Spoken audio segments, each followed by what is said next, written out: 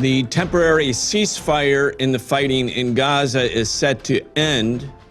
Meanwhile, there is an explosion of violence carried out by the Israeli Defense Forces against Palestinian people in the West Bank. What comes next? Welcome to the Socialist Program. I'm your host, Brian Becker. Today, we're talking with Abby Martin, creator and host of the Empire Files and director and narrator of the documentary film Gaza Fights for Freedom. Abby Martin, welcome back. Thanks so much for having me, Brian. Thank you. Abby, everything has changed in global politics since October 7th. There has been a sea change in consciousness in the United States. Hundreds of thousands, I would say at this point, millions of people have been in the streets, demanding that the U.S. cut aid to Israel, demanding an end to U.S. support for our apartheid and occupation, demanding before it happened a ceasefire and now a permanent ceasefire so that the killing spree by the Israeli Defense Forces in Gaza come to an end, not for a moment, but permanently. A huge change in public consciousness. In the region, in the Middle East, people are in the streets in all of the countries, including the reactionary Arab regimes that had been strategic partners in one way or another with the Israeli government. And here we are on the sort of the eve of the end or supposed end of the ceasefire. If the fighting is to resume in parts of the Netanyahu cabinet, the right wing, the most right-wing parts, it's hard to say what's the most right-wing part of that cabinet, are insisting that they will abandon Netanyahu and his government will fall unless he goes back to fighting in Gaza.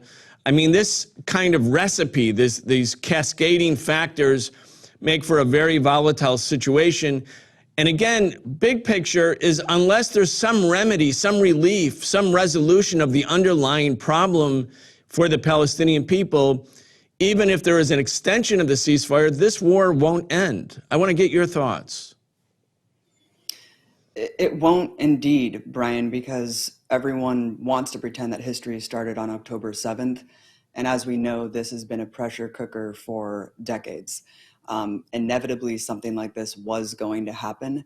And until you get to the root cause of what begets violence, you will not solve what is the problem. And the problem and the root is the occupation and the siege. And it is incredible the historical revisionism that has been going on about, pretending like this is just a war between nations. It's the Hamas-Israel war. In what reality is a war called when you are bombing a population that you have caged, that you are occupying from the outside, that you can cut off arbitrarily and on a whim water, electricity, fuel, and aid? It is sick, it's depraved, but it's also not uniquely evil. This is a strategy. This is terrorizing the population into a second Nakba, to flee, to be expelled. This is explicitly laid out, the genocidal aspirations from the Israeli cabinet. Dozens of Israeli ministers, officials, army commanders, they have explicitly laid bare their genocidal intent, and we should take them at their word. And so all of this placating the American public from US politicians, pretending like a genocide is not unfolding before our eyes with full complicity and backing of the US, is a disgrace. And it's incredibly inspirational to see tens of millions of people around the world, mostly young people, who are completely rejecting this bipartisan foreign policy consensus, from the West. That is just greenlighting this, Brian. Yeah, indeed. And I think, we've said on our show, Abby, and I know you and the Empire Files have done so much work on this, trying to reach people, educate people, not because it's interesting, but because people become a factor. They become the factor. They can create change once they are informed, once they are, realizing that what they do can make a difference. And once they begin to act, they do act. And when they do act, things change. So American policymakers right now, unlike all of the other previous Israeli wars against the people of Gaza or the West Bank, they have to factor in public opinion at this point. It's not going away. I mean, Joe Biden, all around the country now, people are chanting Genocide Joe, Genocide Joe. It reminds me of the time when I was a teenager in 1967 when young people started chanting, "Hey, hey, LBJ, how many kids did you kill today?" He wasn't a Republican. He wasn't a right-winger. He was a liberal. He had been friends or purported to be friends with Dr. Martin Luther King. But he was killing all these people in Vietnam, and the country turned against him. He could not run again. It changed the political equation. The Biden administration is in a way stuck because they've completely embraced Netanyahu. Biden keeps saying, "I'm a Zionist." He goes to Israel, he hugs and basically has this kind of tearful moment with Netanyahu while Netanyahu's committing this genocide. And the base of the Democratic Party, meaning young voters especially, they're like having none of it. They're like, "No, we're not going to vote for you because even though you're not Donald Trump and we don't want right-wing Republicans to take over, this is not tolerable for us." So here we are in one of those moments where the Democratic Party establishment shows itself as a truly imperialist tool, and so brazenly that they're exposed in front of everybody. Anyway, this is a kind of time when public opinion does matter, when what people do does matter. And there has to be recourse. And we know the stifling nature of our political system, the two-party duopoly. Both parties speak very clearly on behalf of each other when it comes to foreign policy. There is no differentiation tangibly for the tens of millions of people that are being subjugated under the boot of U.S. empire and U.S. imperialism. So when it comes to situations like these, where a genocide is unfolding with full backing and support, and essentially only because of U.S. support, Israel relies on propagandizing Americans, and that's why they direct all of their Hasbara operations to American citizens, because they depend on Americans for their weapons and their aid.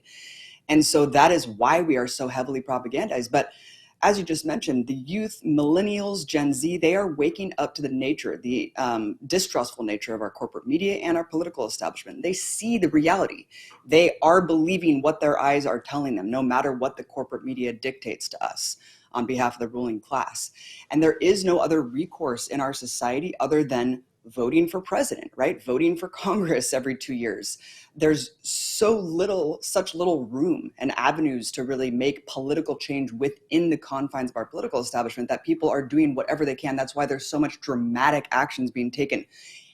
Dozens of people throwing their keys off the Bay Bridge, trying to tell the world because the media is not doing their job. There's such dramatic actions being taken because we have to do this, right? People feel like they have to make their voices heard because they're not being covered and the truth is not being covered.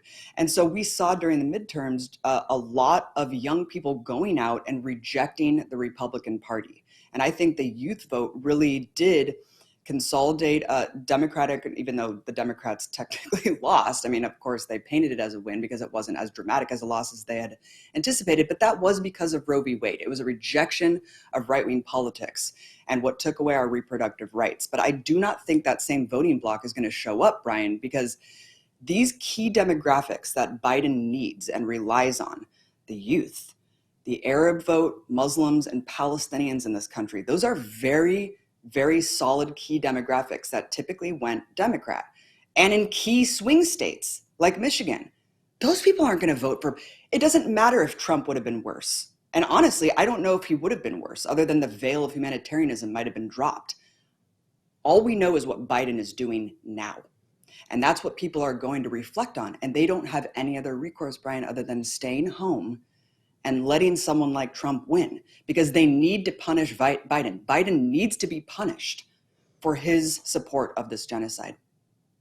Yeah, when we organized the demonstration in Washington, that was many hundreds of thousands of people on November 4th, the executive director of the CARE organization, the Council of American Islamic Relations, got up and said, you know, we're not going to vote for Biden in Michigan, in Minnesota, and he kept going. He listed all the states where there are very significant Arab American voting populations. And the crowd went wild because that's exactly how they felt. I mean, people have the option to go into the street, which they're doing. They have the option to vote for third-party candidates, which they do, but as you're pointing out, third-party candidates are essentially excluded from the possibility of winning the election, so people don't really think of that. They think of it perhaps as a protest, but not as something that can actually create change. So what can they do? I mean, the options are so limited. So in a way, withholding your vote is one of those mechanisms. And I think that's what people on November 4th and people around the country are signifying. I want to turn to other events that are going on, Abby, and I know you have, because you and the Empire Files made the movie Gaza Fights for Freedom. You were there, you were in Gaza, you were in the West Bank, in all of historic Palestine. Your film is amazing. People should get it. They should see it. They should watch it. They should watch it with their friends. You've gone on tours so that you can help sort of illuminate for the American people what the real issues are. You've been doing that for quite a number of years. I was looking at video this morning, right before this show, before we recorded this show. I saw these young Palestinian boys shot dead, shot in the head, 9 years old. Another one is 14 or 15 years old in Jenin in the West Bank. And there are so many arrests taking place in the West Bank. The Israeli establishment is just going into the West Bank, the occupied West Bank, seized at the same time that Gaza was seized in the 1967 war of aggression that Israel waged. And the Palestinians are fighting back, but they're fighting back under circumstances that are very reminiscent of fascism. Of living under that kind of occupation. Certainly, Nelson Mandela and even Jimmy Carter, who's back in the news because of the death of his wife, when he was talking about and declared apartheid to be the case in the West Bank, he said it was actually worse than the South African apartheid, which is really hard to imagine for people who weren't there. But you were there. I want to just get your take on what's happening right now in the West Bank, and then I want to play afterwards some video of you interviewing some Israeli citizens back then. Yeah, well, I think it's really important for people who don't fully understand the context, because it is crucial to understand what is happening in the West Bank. There is no Hamas reigning governance in the West Bank. There's an Israeli collaborative entity, the Palestinian Authority, that was implemented during the Oslo Accords and beyond. And they are seen as a collaborative Israel. They only control just a small portion of a Palestinian land within the West Bank. It's cordoned off. There's 3 territories, and the vast majority of Palestinians living there are under brutal Israeli military occupation that is akin to a fascist dictatorship. You cannot be a member of a political party. You can't even hold up a Palestinian flag. We went to a place called Sebastia, where Israeli snipers were hiding behind sand dunes waiting to shoot Palestinians dead if they tried to erect a Palestinian flag on the hilltop. This was an area that is just this gorgeous countryside that you just can't even believe that this kind of brutality is going on a day-to-day basis. We had gone right after 3 Palestinians were actually shot and in the hospital for erecting a Palestinian flag. We went back a couple days later, the Palestinian flag was back up. So it shows just the strength and resilience of Palestinians to continue to want to show their national identity and to be proud of their heritage despite what the consequences are.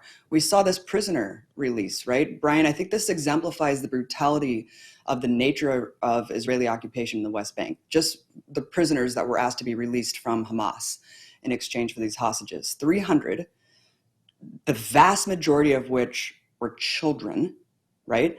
Children. And the vast majority of those were held without charges or trial, because Israel is the only developed country in the world that holds children under military tribunals and just has them sit languishing in military detention. And then when they are convicted of a crime, they have over a 99% conviction rate, and a lot of it's for throwing stones. I mean, kids 5 years old being rounded up and detained indefinitely and for years and years and years. And look at what happened since the truce started. Since the truce started, you had Palestinians being shot dead in Gaza or attempting to return to their homes in the north just to retrieve the dead so they could bury their families and potentially retrieve belongings. Shot dead by snipers, dozens of them. And in the West Bank, dozens of people have been shot by Israeli snipers. And saw multiple people killed just during the first 24 hours of the truce, just arbitrarily. And ambulances were blocked from giving them medical attention. Now, one one young teen was killed yesterday, and Israeli forces said, well, he was celebrating, Brian. Are seen as incitement to terrorism. And all of this just shows you the barbaric nature and the cruel, inhumane nature of Israeli nation there. It is absolutely insane. I mean, just being there, going from checkpoint to checkpoint.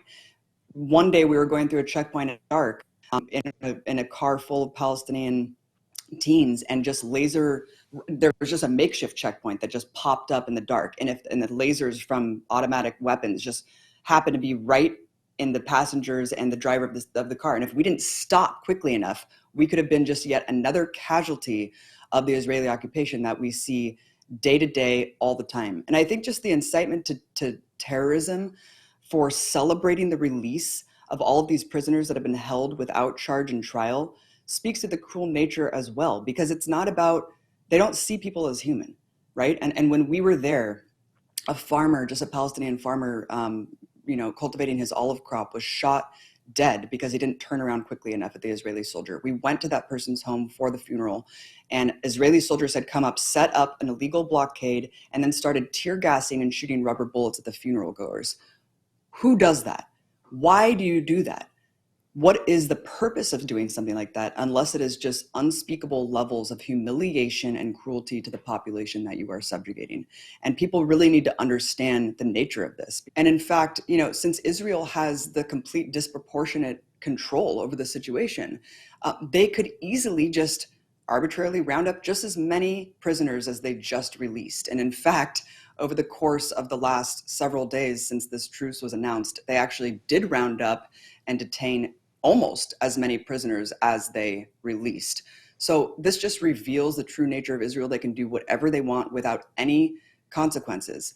And the killing and the violent expulsion has ramped up dramatically as well since October 7th.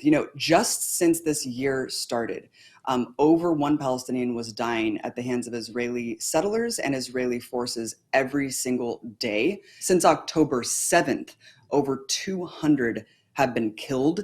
Dozens of villages have been completely expelled at the barrel of a gun.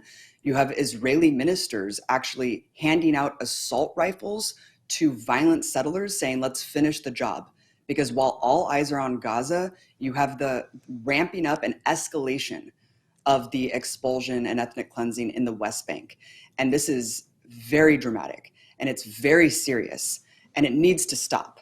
It absolutely needs to stop, but it just lays bare what the reality of Israel is. It's not about criticizing policies that Israel does. These policies are central and foundational to what Israel is and what it exists to do. Abby, you were there in 2016. You had a chance to interview some Israeli citizens. They were just basically speaking their mind. I want to play a short clip and then get you to expand on what you found there in terms of attitudes, consciousness, what's going on inside the Israeli popular mood, so to speak. Let's play this clip. I think this is from 2016. But it's really rightfully ours if you look at the history and at the wars, and we didn't even start a lot of the wars. And we conquered these places rightfully, like it's ours. 1,400 years later, we come back. Now, I'm not saying that we can blame the people living here for what happened, but you gotta accept that that's some kind of divine justice, that their great-great-great-great-grandfathers kicked my great-great-great-grandfather out of here, and then we come back, and all of a sudden they're like, well, no, we don't want it, it's not fair. I think that the Jews came here, they took this land, and this is our land now, and I don't think there should be here no Arabs. Like Arabs, they want, we gave them Gaza, they should go live there quietly if they want. They should go back to Iraq, I don't know, to wherever they want. I think that we need to... איך אומרים לאיש בערבית? כן, תגידי לי את המילה הזאת. I don't think there's any answer to it. Really? There's only one way, I would carpet bomb them. You would carpet bomb them? It's the only way you could deal with it. Or try to stop them a different way. It never worked. I think that we're miserable. The Arabs make פיגועים, and we need to kill Arabs. No. Abby, she's laughing and talking about, yeah, we have to kill the Arabs, and the other guys, let's carpet bomb them. This other delusional comment that their great-great-great-great-grandfathers took the land in divine justice, my family has taken it back. I mean, the narrative is false, it's ridiculous, it's ahistorical, it's made up. But what you can't avoid there is the thing is dripping with racism of a genocidal type. In other words, where if the Israeli government went in and dropped a nuclear bomb on Gaza, people, at least some of the people you were interviewing would say, good riddance. I mean, and that wasn't after October 7th. This was many years ago. This was the prevailing attitude. Yeah, and you see that there's a carefully curated narrative that's put out there for the American audiences, and that is not what the reality of Israeli society is. Again, like, Americans think that there's this hope, this fantasy put out there by reasonable Israeli politicians. Netanyahu is painted as like the Trump type figure. Oh no, that we don't agree with Netanyahu's far right policies, but of course there should be a two-state solution. You see this talking point regurgitated by American politicians. Israeli officials have not entertained a two-state solution for decades. They have laughed it out of the room. Just look at the Palestine Papers. Every single concession that Palestinian leadership made was laughed out of the room, including a fully demilitarized state and essentially giving them Jerusalem. This was never entertained because they always wanted the West Bank. They always wanted the West Bank. They want more than historic Palestine. They want Lebanon. They want Syria. That's why you see no respect for any borders in that area. Israeli society is extremely fascist and extremely racist. If you look at polling go back to 2014, the completely unnecessary, again, I mean, I will call it genocidal onslaught because I've always, genocide doesn't necessarily mean extermination. It means wiping out of a culture, the attempt to eradicate the culture of a people. I mean, what else can you call what has been happening in Palestine for the last 75 years? But back in 2014, during Operation Pillar of Defense, another horrific onslaught in Gaza where 2,200 Palestinians died, including 500 children, 95% of Israelis supported that. And that was just in response to nothing compared to October 7th. So if you look at Israeli sentiment today, the vast majority of people think this war is completely justified, and they probably think, I mean, I haven't seen direct polling, but I would imagine that the vast majority, over 95%, agree with completely wiping out Gaza and recolonizing it. When we were there, I spoke to hundreds of Palestinians in the West Bank, hundreds. That's all I did there for a month, was speak to people, because I was so fascinated by this narrative that all Palestinians hate Jewish people and it's all driven by anti-Semitism and they don't want to share their land with anyone and they can't live in peace. It was exactly the opposite, Brian. Every single Palestinian that I met, even ones who lived under settlements that were firebombing their home and throwing rocks and terrorizing these people, they said, why do they have to live right here? There's so much land. They can live anywhere. We just want to live in peace. We don't care if they're there. Just don't move on top of my home. Don't move on top of my village, and don't force me to leave. Meanwhile, you enter Jerusalem, and this was a liberal, progressive area of Jerusalem. I went there. The racism was palpable just walking around. And then you just start talking to people. I mean, this was just a completely random collection of Israelis on the streets. And every single one of them was genocidal. And what's amazing, Brian, is these are people who are looking into a camera knowing that you are going to be sharing what they are saying to audiences. This isn't some hidden mic. So if you're that comfortable calling for genocide on camera, what the hell are you saying behind closed doors? And this is completely reflected in polling. Netanyahu is not an aberration. This is just how fascist Israeli society has become. And that is why we call for BDS. Because there is no hope from within Israeli society. Israelis cannot change this government from within. Just look at what has happened in the last 7 weeks. 20,000 Palestinians dead, over 8,000 children, thousands more stuck in the rubble. And where are the protests? Where are the protests in Israeli society for the genocide unfolding 40 miles away? You don't see them because they agree with it. Really, really important. Part of that narrative is that first couple where the guy said, my great-great-great-great-grandfather was driven from here, and now we got it back, and it's a divine mandate. I have a clip. I played it a couple of weeks ago, but I want to play it again. It's from Harry Truman. He was president of the United States in 1948 when Nakba, the expulsion of the Palestinians, happened from their homes. And he talks very openly in this short interview, and it's just a few seconds long, about what the U.S. actually did.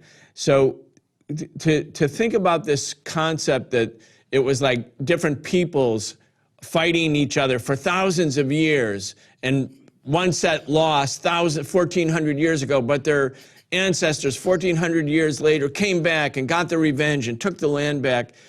And it leaves out completely that the creation of the State of Israel is a colonial project, just like the colonial project in South Africa, or what was then Rhodesia, now Zimbabwe. Most of the parts of Africa and Asia, Latin America, the Middle East, all colonies by European capitalism, or in some cases American capitalism. Even the settler regimes created in the United States, that was British colonialism, or in Australia, British colonialism, New Zealand, British colonialism. So the whole colonial element is taken out of this false narrative, and the Zionist narrative kind of cites the Bible as a real estate deed that can always be called in. Here's Harry Truman, 1948, talking about what actually happened. We had several other people in the country, even among the Jews, the Zionists particularly, who were against anything that was to be done if they couldn't have the whole of Palestine and everything handed to them on a silver plate so they wouldn't have to do anything. It couldn't be done. We had to take it in small doses. You can't move 5 or 6 million people out of a country and fill it up with 5 or 6 million more and expect both sets of them to be pleased. I mean, that's pretty right out there and explicit, Abby. It is. And you know what else has been explicitly laid out is, RFK Jr. just kind of spoke on behalf of the ruling class about the utility of Israel for U.S. empire, because, pro-Israel people or, critics of basically anti-Zionism will say, why are you so obsessed with Israel? Like, it's the only Jewish state in the world. Why can't you just let us be? And it's like, well, first of all, I'm an American citizen, and this is an extension. This is the most entrenched extension of U.S. power in the Middle East. And if you look at someone like Joe Biden a couple decades ago, proudly proclaiming as such in Congress, saying if Israel didn't exist, we would need to create her to serve our interests. And so it really lays bare that Israel is nothing but an extension of U.S. empire, and it's a colonial outpost. Unfortunately, it's become a rogue state. I don't even think the U.S. can get away with assassinating, targeted assassinations of over 50 journalists and killing their entire families in an all-out war on medical infrastructure and hospitals. But alas, here we are, Brian, where the utility of Israel for U.S. empire outweighs even how horrific backing this egregious genocide is for U.S. politics.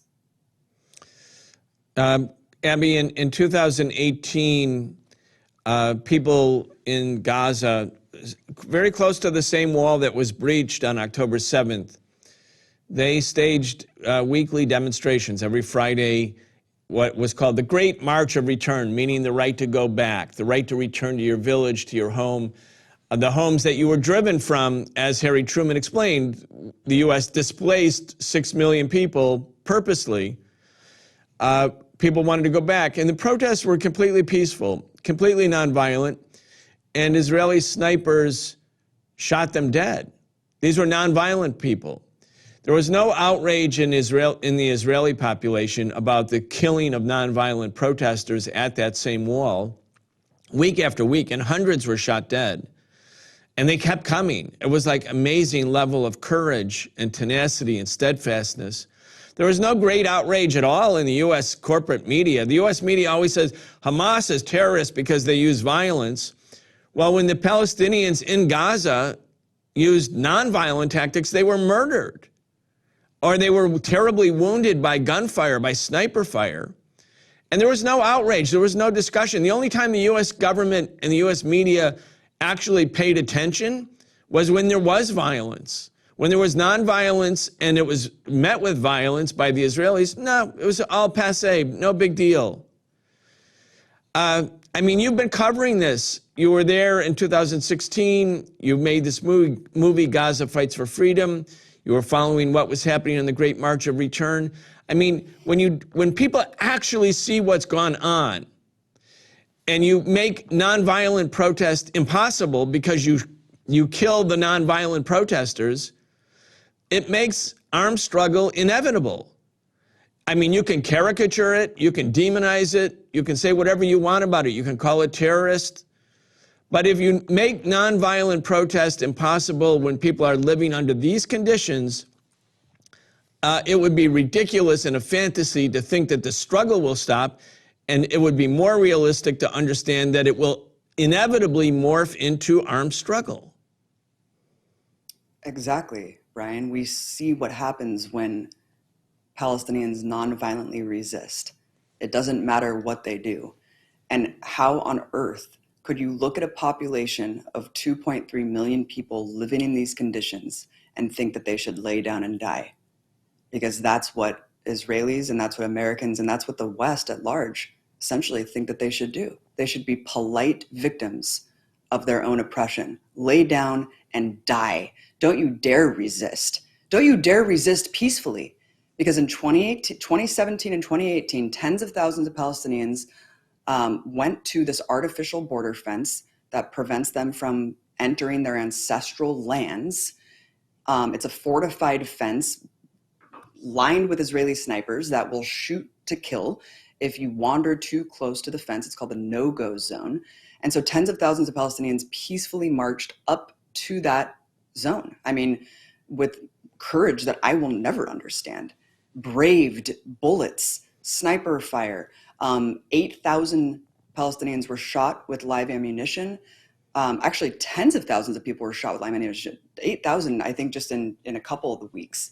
Over 200 Palestinians were actually shot dead, including women, children, disabled people, journalists, and medics. I mean, even in an army, in an actual battle between sides, in a legitimate battle and war, shooting those people would be violations of the Geneva Conventions. But in just a peaceful protest where you have medics trying to tend to the wounded, these are all egregious war crimes. And they were all documented on camera, Brian, but the world completely ignored it. And fast forward to today, all the people involved in the Great March of Return, I mean, they're Ahmed Artema, the organizer of the Great March of Return, an incredible poet, peaceful guy, super chill guy. I'm in contact with him all the time. His house was targeted. His whole family was bombed. He lost 5 family members, and his 10-year-old son was murdered. And he's in the hospital right now with second-degree burns with his other 2 children. And it is so traumatizing to think that that is what we are told all the time. Where's the Palestinian Gandhi? Where are the nonviolent resistors? Well, you're murdering them systematically. They're dying because of you. You are bombing them. All the journalists that they're killing, targeting, who else can get away with this? Who else can do this with impunity? They're killing the truth. And that even came out, I think in a Politico article, it said Biden and his cohorts were scared that journalists were going to get in and show the complete devastation and ruin in Gaza during the truce, and that might shape American minds, Brian. That's what they're scared of. They're scared of Americans turning against this colonial genocidal project because they don't want us to see the truth. That's why they're systematically taking out the journalists. They want everyone to die. They don't want any semblance of civic society left. That's why they're taking out all the best and brightest in Gaza, all the staff of the hospitals, the surgeons. I just saw a video today of NICU babies that were left to die from Israeli soldiers that were invading the hospital. Who does that? Who, with any shred of humanity, can see babies laying helpless and leave them to die? That is what's going on. And they don't want us to see this. And that's why the disgusting appendages of U.S. empire, these so-called journalists that are essentially just stenographers for the Israeli media, can just go up there and just repeat lies. How dare they call themselves journalists? How dare they? How could you be a journalist and not, with every fiber of your being, speak out against this country, this government that is taking out your colleagues? How could they do that? I still don't understand, Brian. And going back to your last question about this concept that it's this ages-old battle based on religious strife, it is insulting to our intelligence. Christian, Muslims, and Jews all lived in historic Palestine. It wasn't until colonizers started to come that problems started to arise. It wasn't until they tried to create a state on top of another people based on ethnic cleansing. And look, yes, a genocide happened here hundreds of years ago. It was horrific. And we have to acknowledge what this country is founded on. If that were happening now, if violent, bloody conquest was happening in my backyard, you sure as hell know that I would not be accepting that. And none of us should accept this. It's happening in real time. It's being live streamed for all the world to see. And it's our duty to stand up and do everything we can to oppose it, because history will judge us. History will judge this moment. And it will ask all of us, what did we do? What did we do? One of the points that you were just making, Abby, is emphasizing the colonial character. The false narrative that this is a struggle between peoples or a struggle between religions, it masks the colonial question. And I just want to remind our audience that in 1917, when World War I was raging, and when Lebanon and Palestine and Syria and Egypt and Iraq, the countries that we know under those names, they were all part of the Ottoman Empire. They were under the domination of the Ottoman Empire. And the British government, which was fighting against the Ottoman Empire, which was part of the Central Powers in World War I, made an agreement with France and with Tsarist Russia that was called the Sykes-Picot Agreement to divide up the territories, the lands of the defeated Ottoman Empire, so that France would get Lebanon and Syria, Britain would get Palestine and Egypt, it would get Jordan. In other words, the imperialists divided up the entire Middle East, the Arab world, for themselves, to colonize that part of the world. The only reason we know about the Sykes-Picot Treaty is that when the communist Soviet revolution happened in October 1917, one of the first acts of that government under the leadership of Lenin was to expose the secret treaties that the Tsar had signed, including the Sykes-Picot Treaty. So it exposed the colonial character of what was coming. Then in 1917, the British Foreign Secretary, Balfour, issues the so-called Balfour Declaration, where he announces on behalf of British colonialism that Palestine has been selected by British colonialism to be a national homeland for Jews. And then he informs the Zionist leadership that this is what's coming. So when you look at the genesis of the creation of the State of Israel, it's not the battles that took place 1,400 years ago, where the last so-called Jewish kingdom was defeated in like 500 BC. And it was a small kingdom at that. This is the handiwork of British colonialism. And for Americans to not know this and be deliberately sort of kept in the dark by the U.S. mainstream media is only to maintain this false fantasy. But everybody in Palestine knows this history. Everybody in Jordan knows it. Everybody in Egypt knows it. The only people who don't know it are the Americans and the Israeli population, which intentionally refuses to acknowledge it because they prefer the other narrative where God gave them this land, and so no one can take it from them.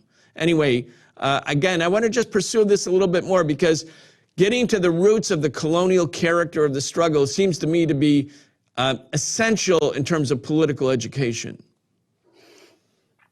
It is, and I mean, it reveals the nature of what Israel is when you look at what they're doing now, which is expanding. I mean, completely violating the sovereignty of Syria and Lebanon. You have Israeli commanders declaring gleefully, I mean, which is so weird because they just suffered this horrific national tragedy, but they seem pretty gleeful and happy about fulfilling their goals to take whatever land that they want under the cover of this war, Brian, recolonize, retake over Gaza, because to them, it was always theirs. And Israelis that I spoke to told me that also. They were like, we gave them Gaza as if it was theirs to give.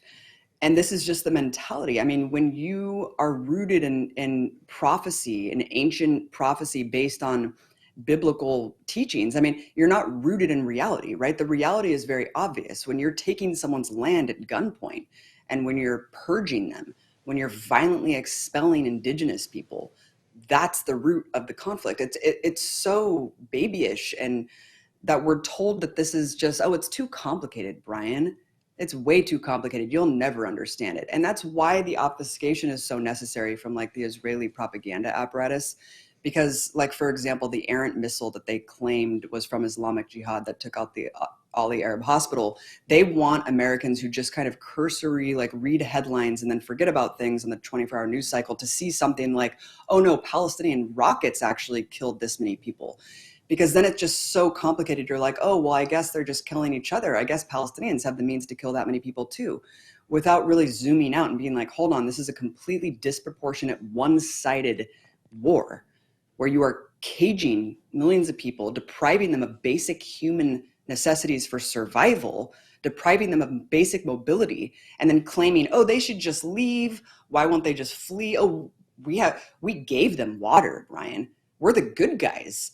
And we can take it away. It's all of these contradictory thoughts at once, but for people who don't want to invest more than just headlines, they just think, oh, it's just so complicated, without just understanding actually the simple nature of it. It's a violent, bloody conquest that has been ongoing for 75 years, and they haven't finished the job. They haven't finished the job. And that is why this fantasy of a two-state will never come to fruition, because they've already completely atomized the West Bank. They've taken over it. There's 700,000 illegal squatters there that have forcefully expelled Palestinians from their home. The right of return versus the right to return. I mean, it's so crazy. You mentioned apartheid. It is so obvious. Israel's committing a crime against humanity by employing an institutionalized, segregated, oppressive state, right, under a military occupation where there's dual laws for Palestinians and Israelis. And then they're also employing the greatest crime against humanity that a state can commit, the crime of genocide. So yes, we can talk about context all day, and it's very important to do so. But right now, it's just crazy to me that we're even talking about anything else in the Western media when Israel's committing a clear textbook case of genocide, as well as the crime of apartheid, which is a crime against humanity. And for some reason, it took decades for human rights organizations to catch up on that. Indeed, indeed. I couldn't agree with you more. You don't actually need, in some ways, to read history at all, even though we encourage everyone to do it, because you should be able to see with your own eyes what's actually happening.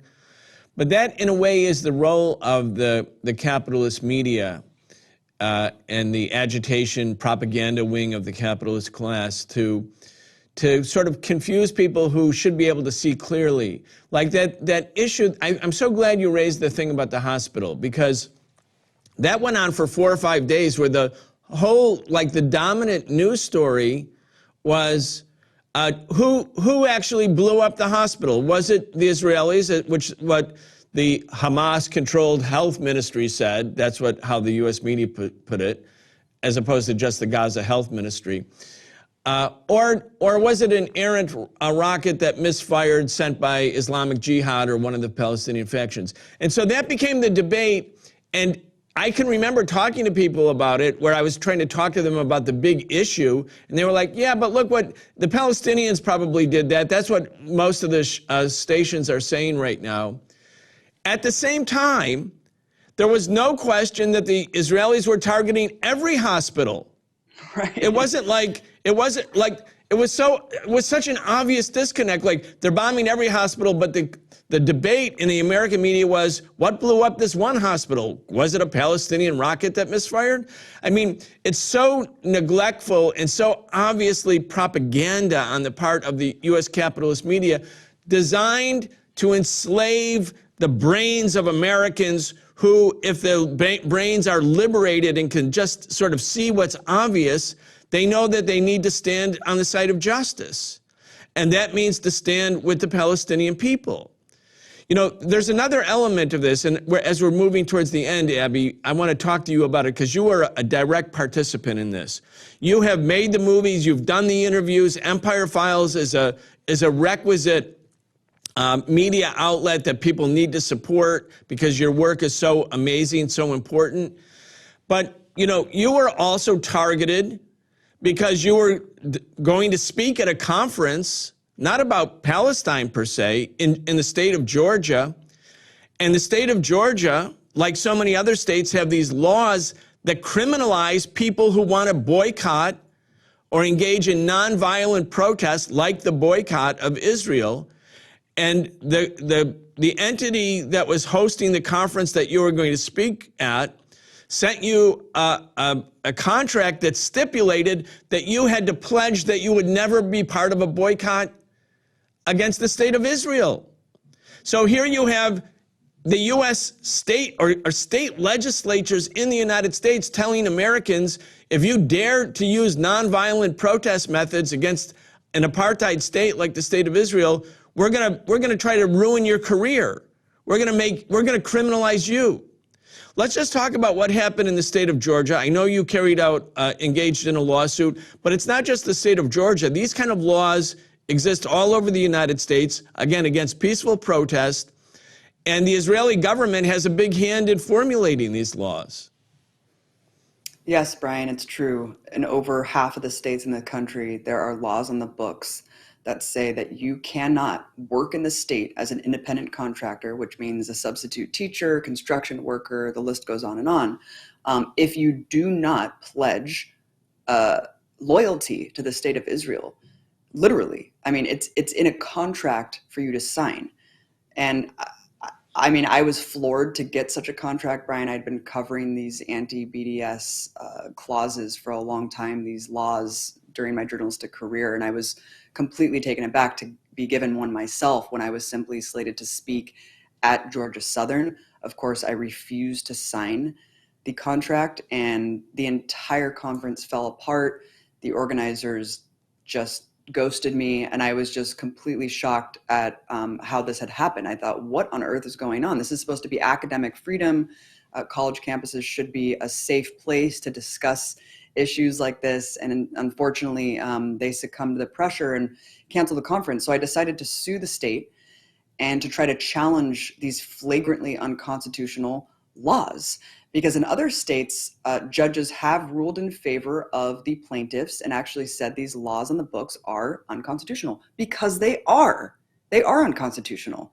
The judge initially ruled in my favor, Brian, but you know, unfortunately, what happened because of the incredible influence of the Israeli lobby, Israeli state legislatures actually go around and try to lobby independent states to either uphold the laws or to put them on the books in the first place. So what happened is when I challenged the law, an Israeli consulate official actually came to the Georgia state legislature and tried to lobby to up the cap to $100,000, because the initial law says if you're making $1,000 in a state, you have to sign this anti-BDS pledge. So they basically changed the law to make it so my lawsuit was moot, because initially I won the lawsuit and the judge ruled in my favor. He said, yeah, this doesn't make sense. This undermines our free speech rights, because the right to boycott, this goes back to the Montgomery bus boycotts. I mean, boycotting entities that are oppressive, right?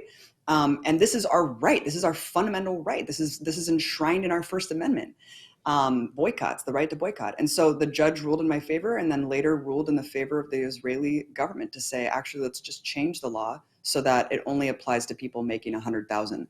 So I still think that I won, because you can't put a price on free speech. But unfortunately, the law is still in the books, Brian, because the Israeli lobby is so powerful. And they have exerted so much influence over state legislatures that not only people like Richie Torres, that congressman in like the poorest district in the entire country, and all he does is tweet about Israel, and that's all he talks about because that's the only money that he gets to his political campaign. I mean, that's where we're at, is that there's this conflation with anti-Semitism to the point where people are so terrified on the liberal side of the spectrum that they do not want to stand up to Israel because they know AIPAC is going to invest tens of millions of dollars into their political opponents, even if they're, even if they're more conservative. It doesn't matter, and it doesn't even matter if if it's about Israel or not. They will get them on other issues to try to drive them out of office. We see what's happening with the Squad. AIPAC is investing tens of millions of dollars to try to drive them out of office because they dared to speak up and call genocide what it is and call for a ceasefire. Wow, the audacity of a Palestinian congresswoman calling for a ceasefire to stop the genocide of her people. So that's what we're dealing with, Brian. We're dealing with a completely rogue state with an extremely influential lobbying force and lobbying arm and a completely acquiescent political body that is so scared of losing their dollars that they will not stand up for what's right. And that is why tens of millions of people have to force themselves in front of their politicians and political representatives to say, you must listen to us. There's this huge disconnect. The overwhelming majority of Democratic voters, like 80+%, and the overwhelming majority of Republican voters want a ceasefire. We don't want to see more kids be slaughtered in cold blood with our tax dollars. But look at the political representatives in the political class. They couldn't care less. They are so detached from the reality of this country and what people want because they're so concerned with lining their pocketbooks and securing their political futures. It is disgusting. And I don't even have adjectives to describe what I'm seeing anymore, Brian. It's beyond the pale and it needs to stop. And we need to drive all of these people out of office and we need to start organizing for something more revolutionary than what we have right now, because it is cartoonish, the level of Israeli propaganda. It is insulting to have it repeated back to us by our politicians and our media. And I can't take it anymore. I am so angry. And, I have to mention this. Every single person involved in Gaza Fights for Freedom, the videographers, the producers, all of them have been rendered homeless. All of them have had family members killed. And I am scared for their lives day to day. I don't know how much more we can take. This truce needs to be permanent. There needs to be a permanent ceasefire, and we need to just invest everything that we can into rebuilding Gaza and removing the settlements from the West Bank and actually forcing a peaceful diplomatic resolution, because it is never going to end, Brian. And the morality is, we can't trust the morality of the oppressive occupying force to stop this. It needs to be forced on them. Abby, the Secretary General of the United Nations, Gutierrez, said this morning, I think, that 45% of the homes in Gaza are damaged. 80% are now displaced people, 80% out of 2 million. And if 20,000 are dead, it's probably more, but 20,000 out of 2 million, a population of 2 million, that's 1%. If 1% of Americans had been killed in 7 weeks, U.S. has a population of 330 million, that would be 3.3 million Americans dead, killed, murdered in a 7-week period. That would constitute a genocide. We have to keep fighting, and people need resources. I want to recommend people get your film. Of course, watch and subscribe to, support Empire Files, but if people want to find Gaza Fights for Freedom, your film, how do they do that? GazaFightsForFreedom.com. It's available in multiple languages. You can watch for free. It's also on YouTube. Check it out.